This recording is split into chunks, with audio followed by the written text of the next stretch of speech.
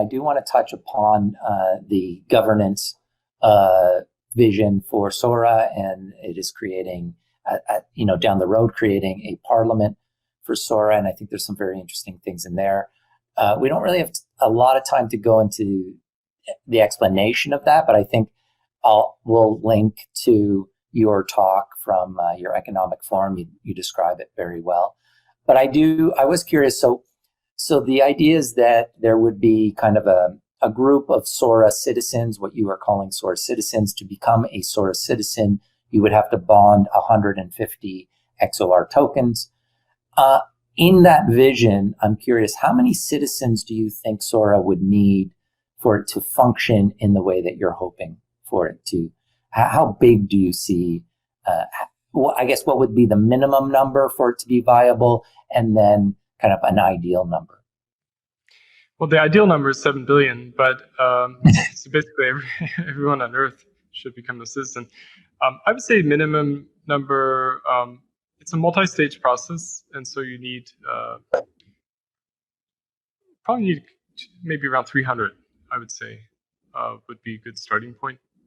I mean, you would obviously want more, but under that number, kind of, a lot of the committees kind of break down, I would say.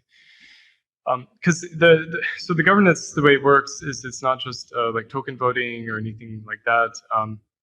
Democracy, so-called, that we think of today is actually an oligarchy. So, American-style democracy was meant to be an oligarchy because the founding fathers didn't trust the regular people, right? So they kind of limited who had the vote, what the voting process was. In Athenian democracy, which is kind of more pure democracy, they used sortitions. They randomly chose decision makers who would make decisions. This avoided problems of collusion, factions being formed that have special interests, or even like large bureaucracy that just kind of self-propagates, like you have in the EU, for instance, today.